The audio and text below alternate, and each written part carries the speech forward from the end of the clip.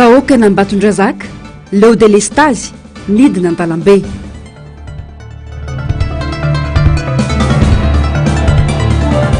Tapantrana an-tanan-dehibe niakatra 13 isanjato tato anatin'ny 10 taona. Olona rajaona mijanona any am-ponja tsy nahazo fahafahana vonjy-maika.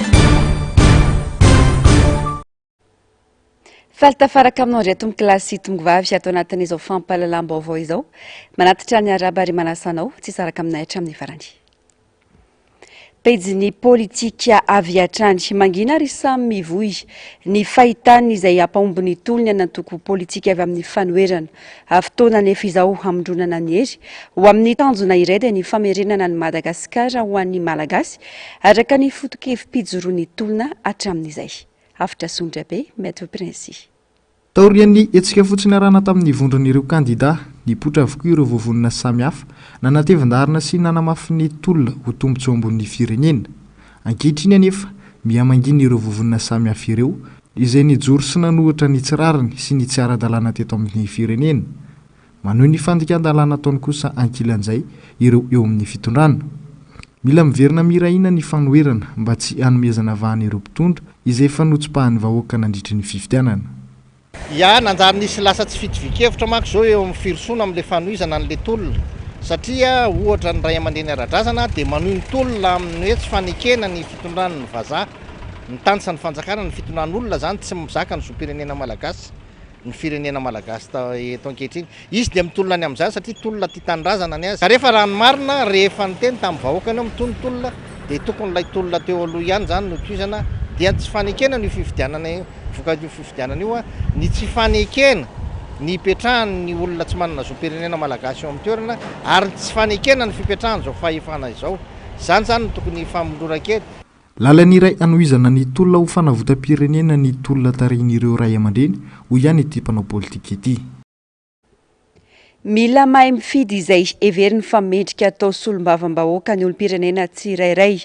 Maro amin'ireo solombavam-bahoaka nametrahany fitokisana mantsy no tsy nahatanteraka ny asany. Tombotsoany antoko politika no manjaka eny Tsimbazaza ho ny mpandinika raharam-pirenena ka antony mahatonga ny firenena ho toy izao. Afitra sondra be Matthieu Prince hatrany. Mifangaro voraka tsy araka ny andraikitra andrasan'ny vahoaka ny fidy azy ny asa ataon'ireo solombavam-bahoaka.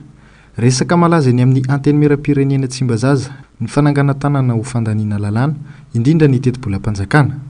Vao tsy ela no nandrenesan'ny rehetra ny fiantson'ireo solombavam-bahoaka eny amin'ny foiben'ny antokon'ny fitondrana rehefa nisy eo ny resaka fitsim-pahapitokisana ny governemanta Ntatsay.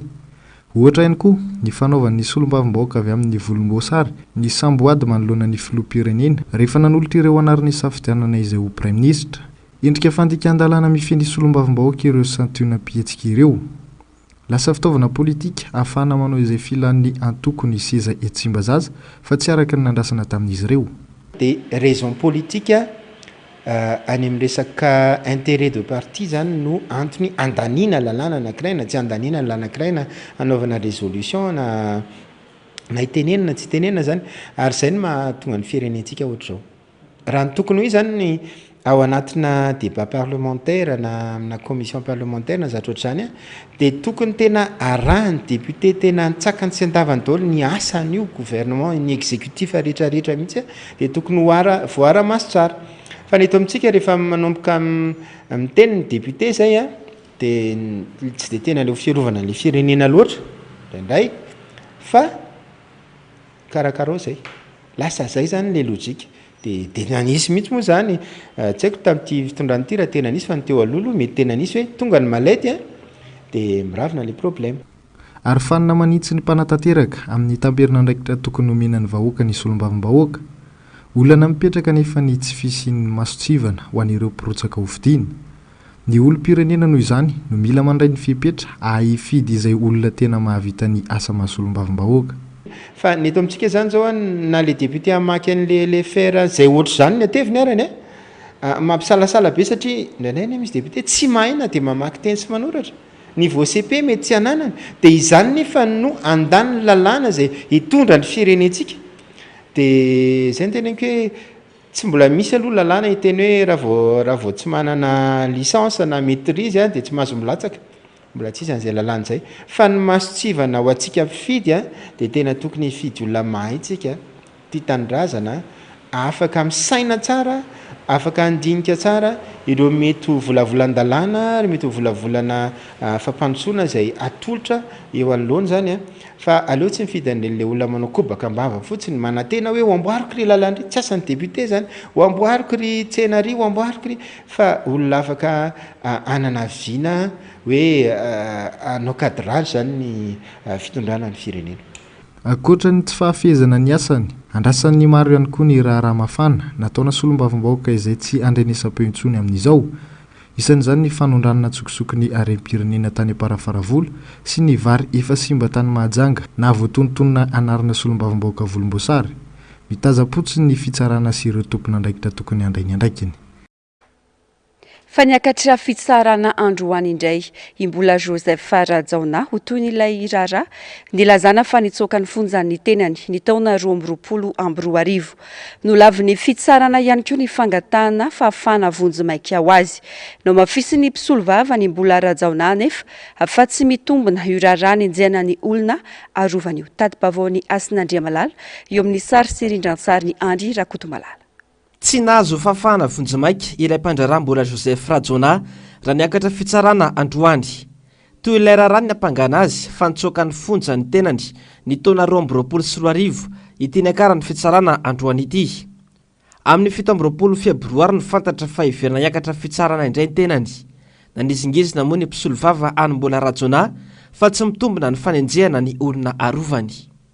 Io fitsoahana ny fonja izay lazaina fa fitsoahana ny fonja nataony io dia nahazo ny taratasy fahazon-dalana ara-dalàna ary no tanterahana antsakany sy andavany araka ity taratasy ity.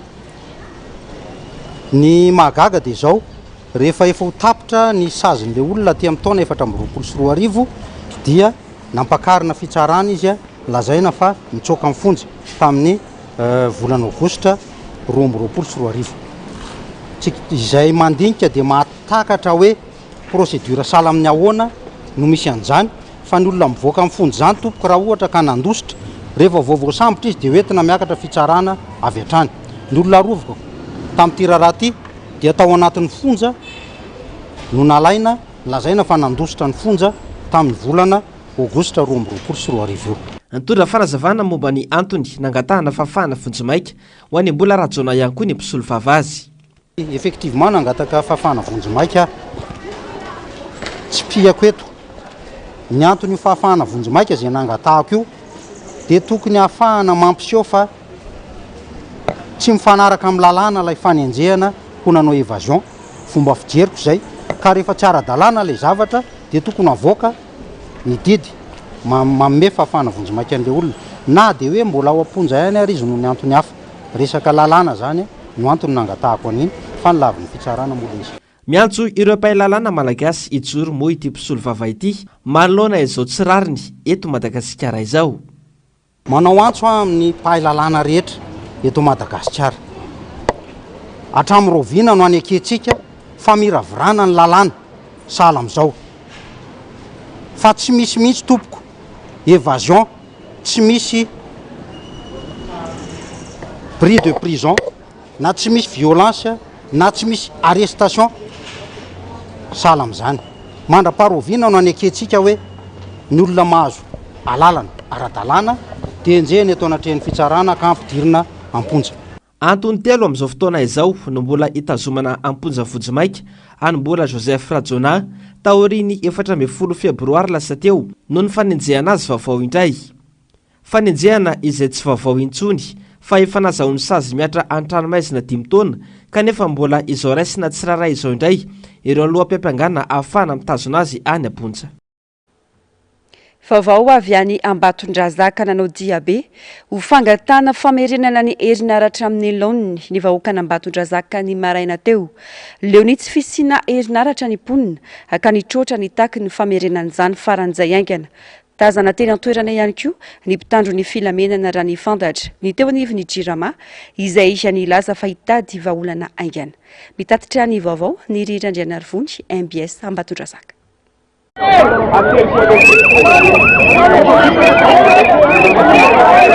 nidina-dalambe androany ny poniny renivotry ny faritra loatra mangoro ny taky ny ampandehanana ny herinaratra ny sesesy tao ny tsy fisiny izay herinaratra zay teto ambatonsaka ka izay no nampitroatra ny vahoaka nandray fepetra nanakina azy ireo ny mpitandro filamenana ka raikitra ny fifanjevona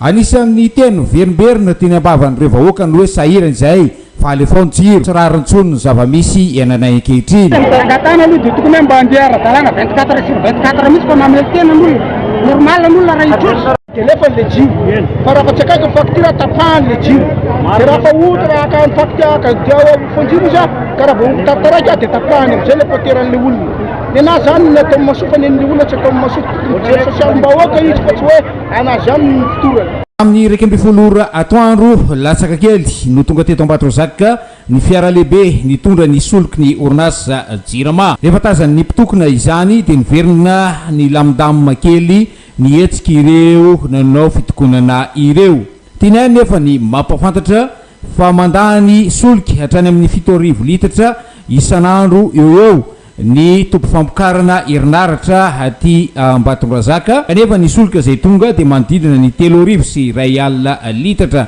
zany hoe tsy mampy iasana 2 andro akory ity soloka vao tonga ity asa anahoana ny andrindraniny avy eo anivony orinasa jirama izany soloka resiterina izany kanefa ny faniriny vahoaka dia mba hivirena ny jiro 4 ora amin'ny 4 ora izay satria efa mafy izay niainana ny délestage tao anatin'ny herinandro maromaro izay tsy any Ambatondrazaka ihany fa saika manerana nosy no miaina izay olona ny jirama izay hoany solombavam-bahoaka Ratsimbazafi Alain atao anatin'ny fandarana miara-manonja androany anjato ny tapitrisa isan-taona nefa ny fanampiana omena ity orinasa mpanjakana ity saingy tsy mety tafarina anisan'ny manimba ny fitantanana teo anivon'ny orinasa ny fanongana mpanjakana ny taona 2024 raha nambarany hatrany Ravirazafy Mahenina sy ny Artanjona no mamitina izay fandarana izay. Efa ntaonany maro no misedra olana ara-teknika sy ara-pitaovana ny orinasa Jirama. Tsy nisy vahaolana sy tsapaitanana nefa izany, kanefa nitombo isan-taona ny fanampiana omen'ny fanjakana. Raha ny taona 2024 zao na manafanira dia nanodidina ny 500 miliara 500 miliara d'ariary ny volana tokana anampiana ny Jirama. Hatraiza nefa le fiovan'ny Jirama zany amin'izao fotoana zao. Raha ny taona 2024 farany teo tao anatin'ny teti-bola mpanjakana dia tafiakatra hatrany amin'ny 800 millions ariary ny teti-bola natokana amin'izay famatsiana ny Jirama zay. Maninona zany io Jirama io mandraka ankehitriny ny tsy vaovao ny olana dia fijeriko manokana teo reto ihany ny fototra. Voalohany dia manome tombony an'ireo tompona orinasa zay anofatsika milina ireo tsika.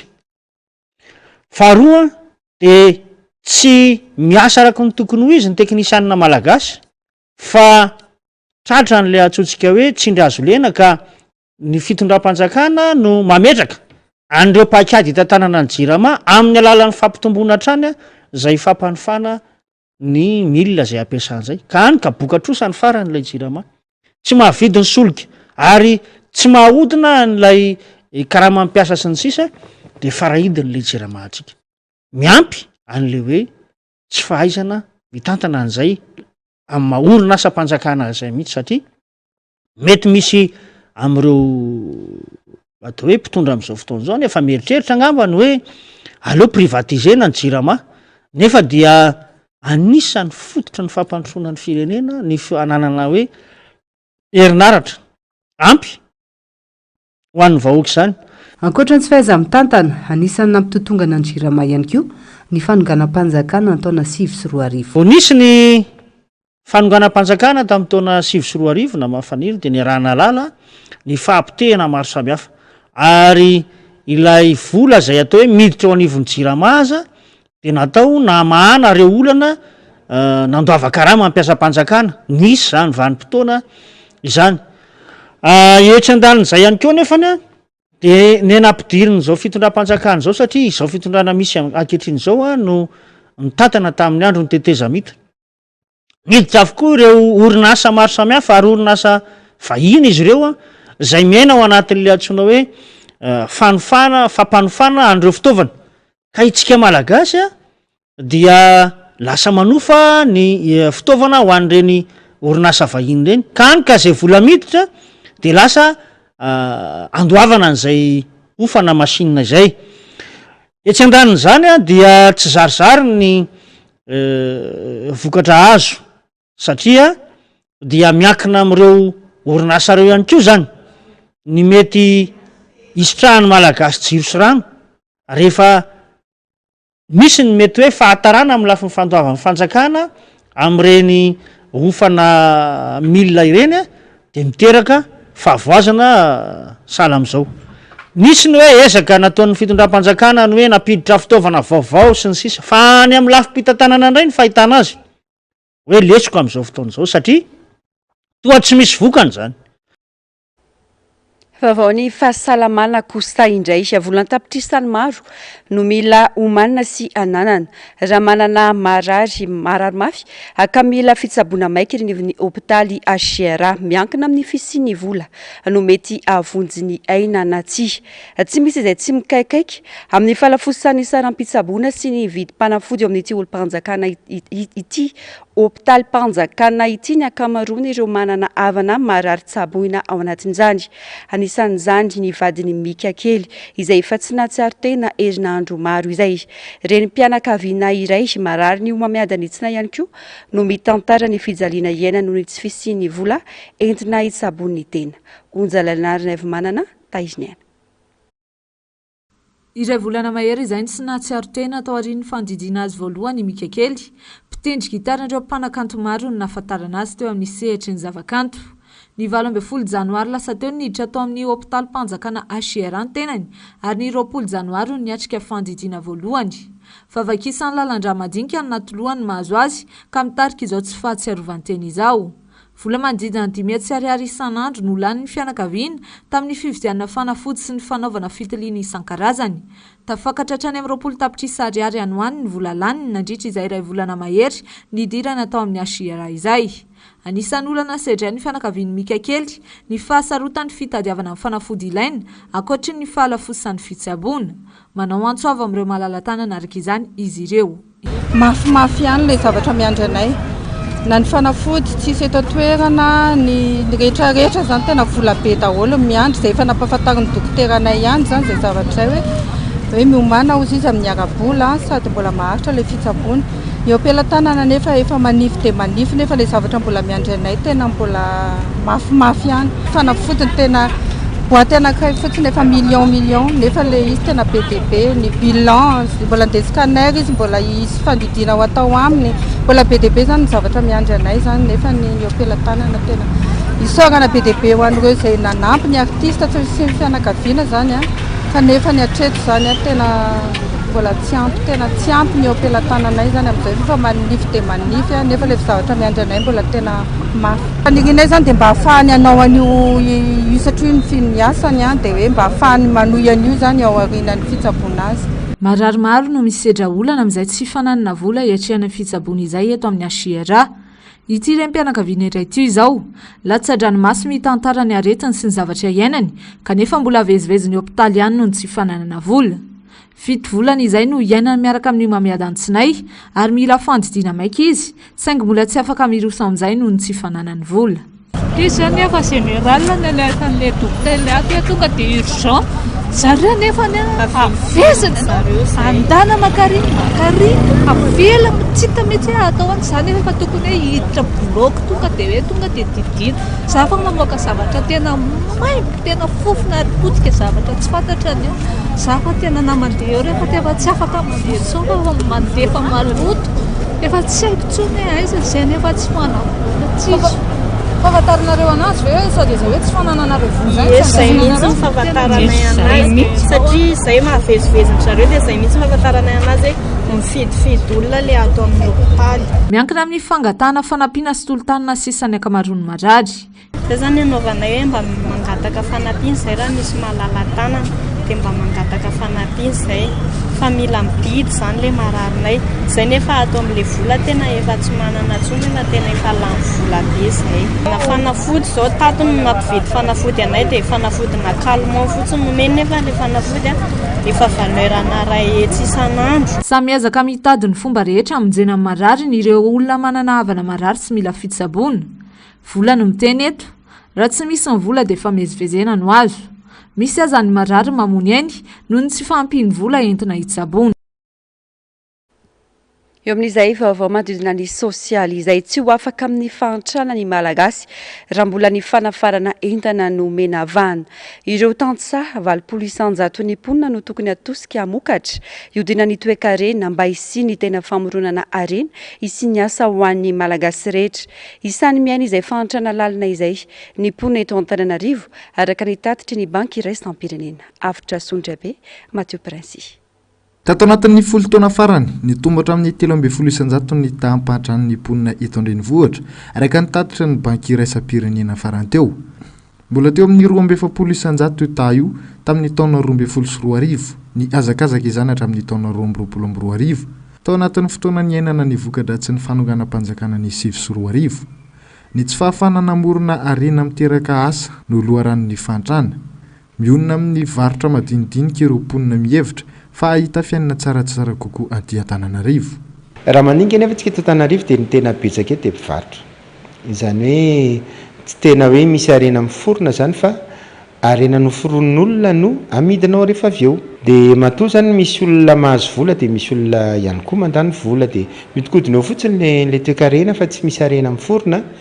Dia le izy amin'ny fijery tsotra fotsiny dia ohatry ny hoe nivarotra no dia nahazo vola fa ny tena marina rehefa tena manao analizina agrega ekonomika zany hoe amin'ny fiforonana harena zany eo manko ny ahitana an'ilay tany fantrana dia hita zany hoe tonga hatramina 55% 550 zany ny tany fantrana tia Antanandehibe tia Antananarivo. Raha ny antotanisa dia manatombo ireo tantsaha no ireo mpandraharaha sy manana sokajina asa hafa. Potika nefa ny sehatry ny fiompiana sy ny fambolena ka mampirongatra ny fifindramonina miakatra Antanandehibe.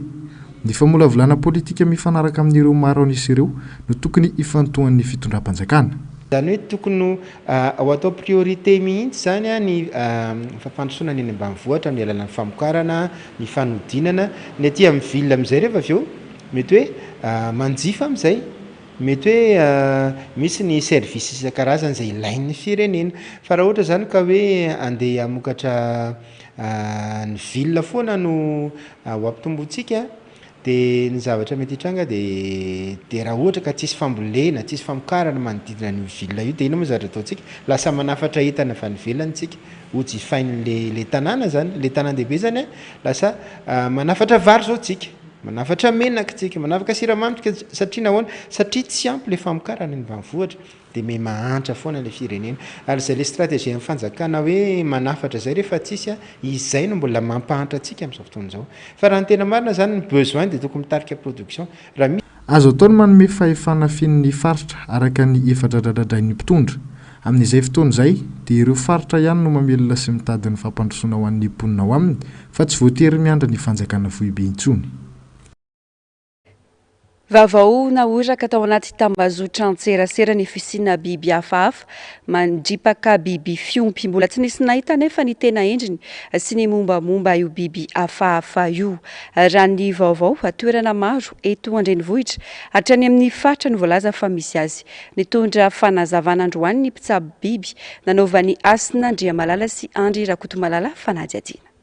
Tao anaty tambazotra tserasera no niparitany vaovao tatoato izay milaza fa misy biby tsy fantatra anarana mbola tsy nisy nahita izay bikany sy endriny fa mihinana biby fiompy tahaka ny omby, ny kisoa ary ny ondry amin'ny andro alina. Tsy hoaniny hatramin'ny farany nefa ireo biby tratrany fa ny fatry ny kibony ihany no tena hoaniny. Ho an'ny mpitsabo biby nanaovana fanadihadiana dia tranga roa ihany no mety ho antony na simba ny ala izay fonenan'ny bibidy ka miakatra an-tanàna izy ireo na nisy nanafatra biby antsokosoko avy any ivelany. Senareo roa zany le teneko teo na biby atao anatiny izay simba ny tontolo iainana no miataka an'ireo biby fiompy ny olona reo na biby nampidirina noho le frontière antsika somary baranahany io moa zany mialatsiny amin'le fitenenana fa zay ny tena hitatsika moa zany amin'ny fiainana andavanandro dia mety hoe nampidirin'le olona tsy nala izy na fanahinina dia iny mahatonga an'le biby mihinana maka an'le chaîne alimentaire zany izy dia iny ny antony hoe hinanana an'le biby fiompin'olona. Ny page Facebook ny Paolo Raolonarivo namoaka sary tamin'ny alahady lasa teo fa nisy diatongotra biby hitan'izy ireo tetsy amin'ny commune Analasora. Tahaka ny ditongotra alika kanefa dia vaventy, tsy fantatra mazava ary tsy afaka anao fanadadiana nefa ny dokotera mpikirakira biby no ny tsy fisiny ny tohana arabola ahafahana manafandalinana lalina. Sarotra no miteny hoe inona le biby fa ny tena marina aloha zany katipaty izy raha hita anatin'le sary ary maro ny karazana biby akatipaty carnivore izay hita any Afrika sy Amerika iny ny Europa koa misy dia sarotra mijerena azy. Zay indrindra moa amin'ny pikaroka mpampianatra ny tena zany dia tsara ihany hoe alalinina ireny zavatra ireny satria lasa mirorosaina ny vahoaka eto Madagasikara raha tsy voamarina tsara ilay zavatra nefa misehatra ny fikarohana moa raha tsisy ny atao hoe financement amin'ny resaka recherche somary sarotra ihany ny tadiavanao an'izany satria le toerana midadasika mila budget zany ary zay no amin'ny mampikaroka mpampianatra ny tena moa zany dia manentana foana hoe mila toanana ny resaka fikarohana satria raha tsy misy profo dia lasa mirorosaina ilay vahoaka malagasy. Anisany nampiroory ny mponina eto Andrenivohitra sy ny manodidina io fizaram-baovao nataon'ny Paolo Raolonarivo. Rehefa natao ny fanadadiana dia fantatra nefa fa mbola ao anatin'ny tambajotra tserasera ihany aloha no milaza ity resaka fisiana biby hafahafa etsy Alasora ity fa tsy mbola nisy ny nahita maso na naraisana fitarainana na tena nivony mpitandro filaminana io na tena nivony commune.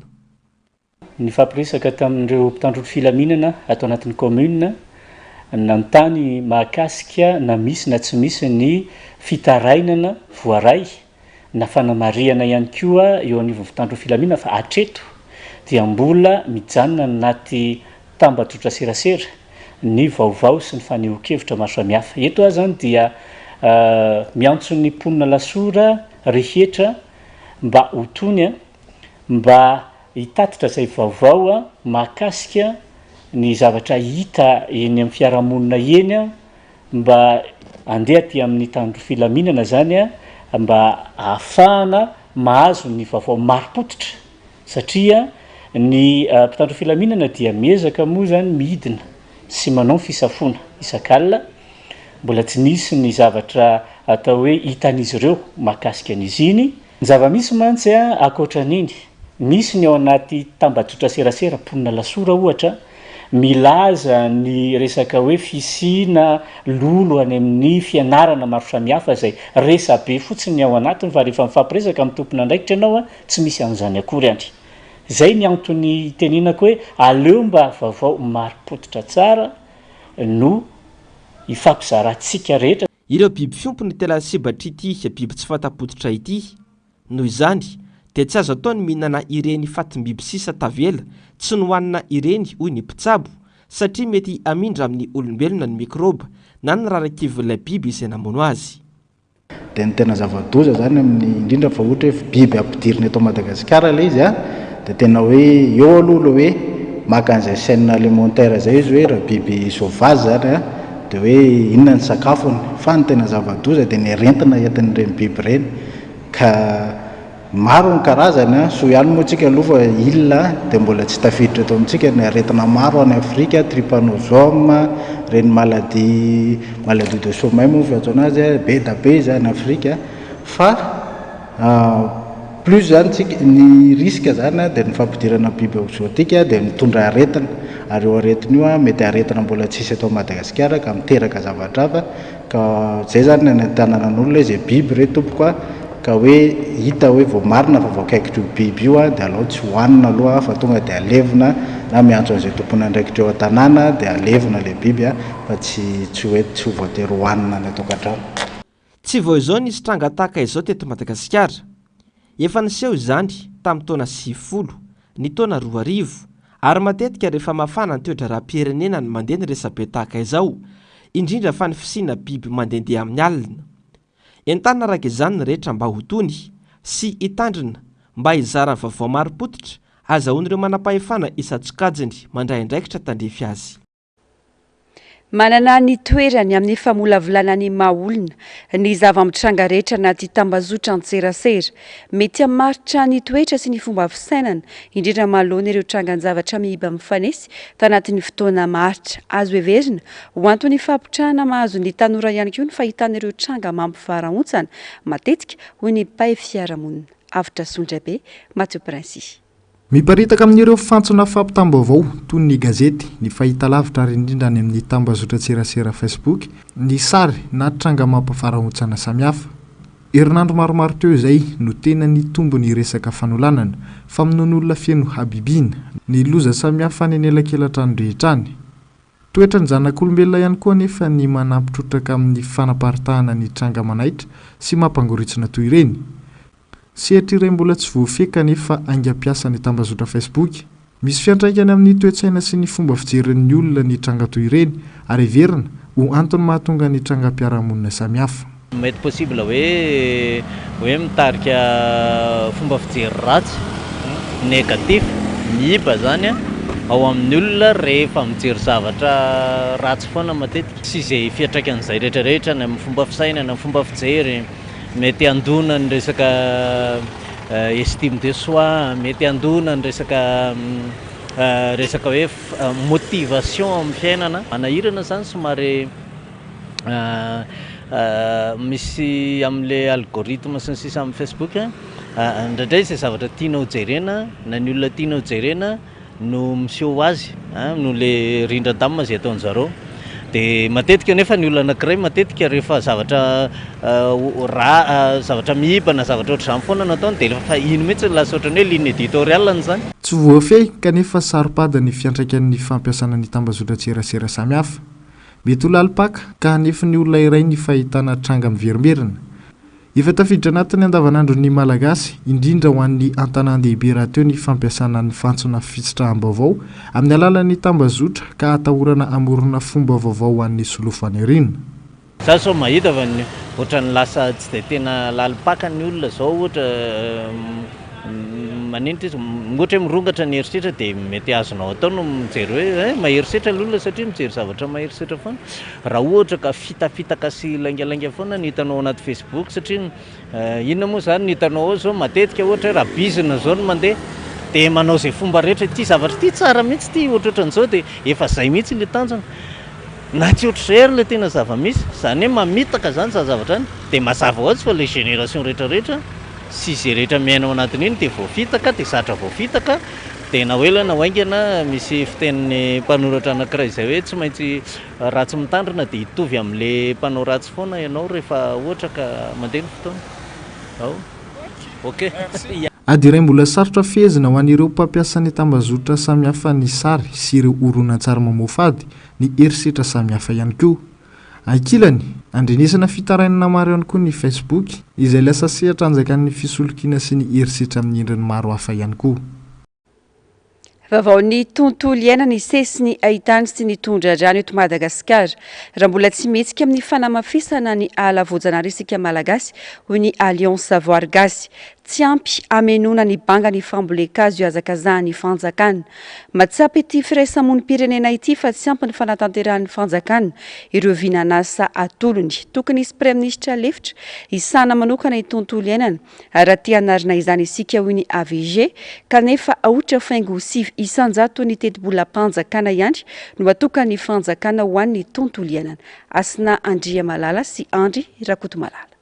Aotra faingo sivy isanjato ny teti-bola-panjakana monja no natoka ny fanjakana ho an'ny tontolo iainana.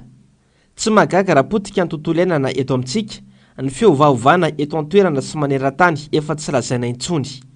Manampitrotraka izany akoho ny malagasy, indrindra fa ny mpitondra fanjakana izay manome ohatra ratsy ny mponina. Antony ihany koa eto toerana izay ataontsika zany isaky ny firenena malagasy moa zany dia mbola manimba ala ihany hatramin'izao amin'ny alalan'ny fanaovana tahaka zany sy ny fanaovana ny fanondranana tsy ara-dalàna. Ny fanimbantsika ny ala iny tandavan'ala avy any avaratra hatrany atsimo iny dia efa mipotika tsy haiko zao ny fisian'ity fanaovana autoroute anivatsivan'ny corridor forestier Zahamenty fa misy fiatraika amin'ny vantana amin'ny fiakaran'ny rano sy ny haitany eto Madagasikara. Minoa anareo fa isesy tsy mijanona ny haitany sy ny tondradrano eto Madagasikara raha mbola tsy mihetsika zany amin'ny fanamafisana ny fiarovana ala voajanahary ireo. Ekena fa mamboly azo ny mpitondra fanjakana kanefa tsy maraka ny fahasimban'ny ala ireo azo novolena ireo no sady tsy misy fanarahamaso akory. Etsika aitam-bokana izao no andrasana ho hiatrany ny filohan'ny Alliance Voargasy. Manadai izany ary fantatsika fa tsy maharaka satria eo amin'ny hektara isa-taona ny ala voajanahary very eto Madagasikara kanefa tsika manenjika an'ilay hoe 7 hektara izay tsy tratra akory amin'ny akapobeany zany. Dia mampirisika ny olona rehetrarehetra izahay atao amin'ny Alliance Voargasy mba hitsangana zany amin'ny fiarovana ny ala eto Madagasikara. Fa io rano tsy misy eto amintsika io vokatra izany daholo tsy mahita zao tsika fa meritra daholo ny loharano eto eran'ny Madagasikara amin'izao fotoana izao. Ary mbola itoy zany raha tsy maka an'izay engagement mafy amin'ny environnement zay ny fitondram-panjakana. Zay zany mahita zao fa be da be le vinavinana azy nefa le fanatanterahana azy ohatrany ambany kely iny le tenenina foana izay dia mieritreritra mihitsy hoe ny environnement tokony secteur tokony vice primature ny environnement eto Madagasikara raha tia anarina an'ity tontolo iainana ity. Pejy fampianarana samy manana ny paikady apetrany anamorana ny famenoana ireo antota-taratasy rehetra ilaina amin'ny fiatriana ny fanadinam-panjakana ny sekoly. Iray volana tsy aoriana ny boan'ny fisoratana anarana ho an'ireo mpianatra hiatrika ny fanadinam-panjakana CEPE misy ny sekoly no efa navoatitra ireo antota-taratasy rehetra ilaina. Izany avitaina amin'ity 3 volana faharoa ity ihany koa ny fandaharam-pianarana ho an'ny sekoly tsy miankina iray eny Ambatomainty. Onjalalana Ranaivo Manana, Taizinaina. Tamin'ny 12 janoary lasa teo ny sokatra amin'ny fisoratana anarana ho andreo mpianatra hiatrika ny fanadinam-panjakana CEPE ary ny 12 martsa no ifarana izany. Ny 5 febroary ka hatramin'ny 5 aprily kosa ny BEPC ary ny 13 febroary ka hatramin'ny 14 aprily ny fisoratana anarana ho andreo mpianatra hiatrika ny fanadinana baccalauréat. Samy manana ny paikady apetrany hanamorana ny famenoana ireo antota-taratasy sy ny vola saram-pisoratana anarana ny sekoly tsirairay. Ho an'ity sekoly tsy miankina iray ny Ambatomainty ity dia efa tamin'ny volana Desambra tamin'ny taon-dasa ny Iray aman-dreny no nasaina nanomana ireo antota-taratasy rehetra ilaina. Efa vita ihany koa ny fizahana ara-pahasalamana ho andreo mpianatra manodidina ny 900 hiatrika ny fanadinam-panjakana amin'ity taona ity. Hatreto aloha izahay ny CEPE dia efa vita tanteraka, efa voatitra tanteraka any amin'ny CEG anaovanay ny centre d'examenay. Ny BEPC kosa dia mamarana izahay amin'ny herinandro, izay ny rendez-vous anay dia manatitra ihany koa sisy fa ny bac eo ampanaovana an'izay mihitsy izahay amin'izao fotoana izao dia manaraka ny procédure rehetra fa fotsiny ny bulletin de naissance no efa voatitra daholo ny ankizy rehetrarehetra efa nanomana meloa zany hoe efa vita an'zareo meloa daholo amin'ny bulletin de naissance, efa navita visite médicale izay efa navita rendez-vous tany amin'ny CSP2. Taina amin'ity 3 volana faharoa ity avokoa ny fandaharam-pianarana rehetra ho andreo kilasy hiatrika ny fanadinam-panjakana.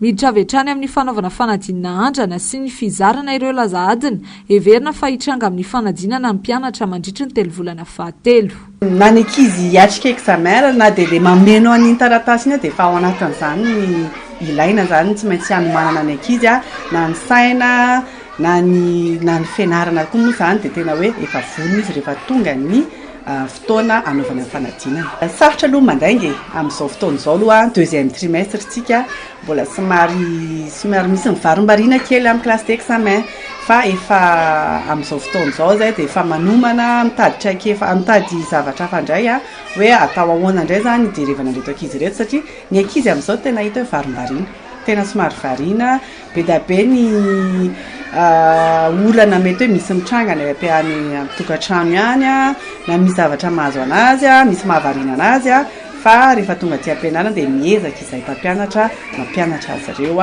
ary mba hanana an'izay zavatra tokony ho hain'izay amin'ny resaka fanadinana. Fanadinana andrana 3 isaky ny kilasy hiatrika ny fanadinam-panjakana no atao ho an'ity sekoly tsy miankina ity. Tanjona anainana mpianatra ny fahalalana rehetra ilaina azona miatrika amin'ny mpitoniana ny fanadinam-panjakana. mahakasika ny toetry ny andro mikisaka amin'ny atsinanana ilay rivo-doza Eleanora ka tsy ahina akasika ny Madagasikara atao anatin'ny 3 andro hatramin'ny 20 febroary izao. Ny Varatrazana no hamaritra ny toetry ny andro amin'ny morontsiraka atsinanana. Ny Talio kosa no hamaritra ny toetry ny andro amin'ny faritra avaratra sy avaratra andrefan'ny Madagasikara. Tsy ho maro toerana ny atmosfera amin'ny faritra afovoany Andriafanosy. Anorana tandrifindrahona mety arahin-kotrika indraindray ny any amin'ny faritra avaratra sy afovoany andrefana. Hitatra miandalana manerana nosy izany indrindra ny alakamisy sy ny zoma izao.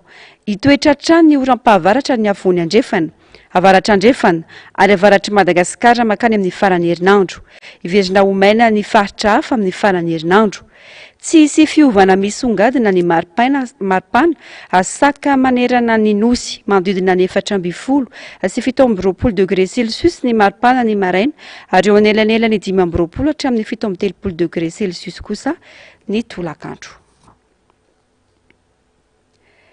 Pejiny fanatanjahantena kosa indray mpilalao valo mpanazatra ary ekipa teknika mandrafitra ny Ankoay no niainga teto Madagasikara androany hiazo any Egypte hiatrika ny lalao première fenêtre. Ity lalao ity izay hiadin-toerana afana miatrika ny Afrobasket 2022 Egypte, Côte d'Ivoire ary Centrafrique no ray vondrona amin'ny Ankoay. Onjalalaina Renève Manana Taiziniana. Niainga androany teny Ivato hiazo any Egypte ny ekipa pirenena malagasy taranja basket hiatrika ny lalao premier fenêtre izay tanterana ny 13 ka hatramin'ny 15 febroary avy izao. Mpilalao valo no niainga teto Madagasikara ary mpilalao 4 kosa niainga avy any France hiatrika ity lalao ity. Tafiditra ao anatin'ny lalao mandroso hiady toerana amin'ny lalao Afrobasket ity atao any Egypte ity. Journée zany izy satria ekipa 4 no miray anjara izy dia ny Egypte izay mampiatrano dia Côte d'Ivoire dia Centrafrique ary isika Madagasikara. Tsy zany anisan'le hoe andeha anohatra an'ireo tsy tao makizy zany satria fa nanomana koa tsika ho tonga amin'izao stade zao. Firenena efa manana ny lazany amin'ny taranja basket no hifanandrina amin'ny Ankoay mandritra ny 3 andro anaovana ny lalao premier fenêtre. Na izany aza tanjona nitondrana fandresena hoy ny mpanazatra. Tsy fantsanana ilay izy fa lalao mandroso zany hidirana any amin'ny deuxième fenêtre indray rehefa avy ao. Tafakatra amin'ilay deuxième fenêtre zay vao manao an'ilay phase finale ny Afrobasket 2025. Ezaka hibata fandresena fa dia somary mazamazana ihany aloha ny mpifaninana fa dia ezaka hibata an'izay fandresena zay ka le zika iny tsy maintsy apetraka foana hoe misy le erzika. Ifandona amin'ny Côte d'Ivoire ny Ankoay ny 13 febroary ary ifanandrana amin'ny Egypte ny 14 febroary. I Centrafrique kosa ny Anantsika amin'ny andro farany amin'ity fionana ny Egypte ity. Ekipa 3 isambondrona no tafakatra hiatrika ny lalao faninanana Afrobasket. Farany amin'ny maresaka iraisam-pirenena nanapa-kevitra ny ampiato ny fizarana fanampina any amin'ny faritra avaratry Gaza ny sampandrarany firenena mikambana misana ny sakafo na ny PAM izay misana ny resaka sakafo amin'ny sehatra iraisam-pirenena mitombo anefa ny fahasahirana na ny Gaza saika tratra ny tsy fanjarian-tsakafo avokoa ny zaza latsaky ny rotona. Ravorazafy Maina ny Artanjana. Mitony fanafiana nataon'ny Israeliana amin'ireo tanàna kely ao Gaza. Kan Younis no voazera bomba alina raha ny fantatra mitaky fampitsarana ny ady maika noho izany firenena mikambana ny firenena maromaro anatin'ny vondrona Europeana ary Algérie sy États-Unis. Hatreto 570,704 ireo Palestiniana namony ainy avokatry ny ady raha nitatry ny ministra ny fahasalamana ao Hamas.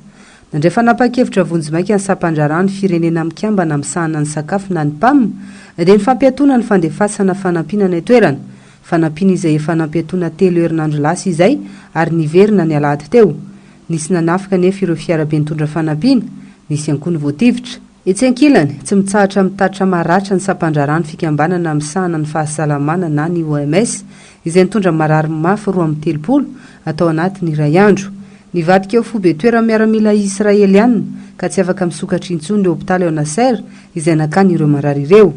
Amin'izao anefa tereny miaramila Israeliana ialo amin'ny faritra avaratra Gaza ihany koa ireo Palestiniana toy ny any amin'ny faritra Zeitoum sy Turkoman.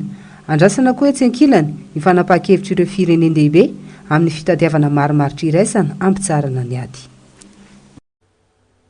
Toy ny mahazatra ao rahainao vetrany aorian'izao fampahalalam-baovao izao ny fandarana ahoana marina Global News. Aorian'izay kosa ny horonan-tsary mitondra ny lohateny hoe anyone but you. Ny sampana fampahalalam-baovao tomboky lasy tongovavy mametraka ny veloma mandrapitafa ao amin'ny rampitso indray. Veloma tompoko.